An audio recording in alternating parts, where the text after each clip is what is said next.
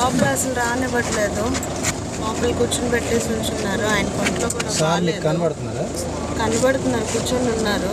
వీళ్ళ బయట మఫ్టీ ఇదంతా చాలా ఎక్కువ చేస్తున్నారు. అందరికీ కూడాను ఎస్ఎంసీ ఇందులో కళ్యాణ్ మండపం దగ్గర ఉంచున్నారు. మళ్ళీ మార్నింగ్కి మార్చున్నారు. ఇప్పుడు నైట్ కూడా జడ్జ్ దగ్గర తీసుకెళ్ళే ఇది లేదు. వాళ్ళ లోపల అయితే ఇంకా అక్కడే కూర్చొని పెట్టారు. స్టార్టింగ్ ఎక్కడ తీసుకుని వెళ్ళారు అక్కడే.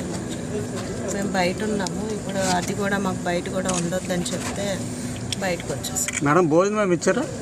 భోజనం మేము ఇచ్చాము, తీసుకొని వెళ్ళి ఇచ్చాము. రాత్రంతా మాజీ మంత్రిగా ఆయన స్టేషన్లో ఉండడం దాన్ని మీరు అసలు నాకేమీ అర్థం కావట్లేదు. మీరు చూస్తున్నారు కదా, వారం రోజుల నుంచి ఏం జరుగుతుందో నాకు అసలు ఏం అర్థం కావట్లేదు.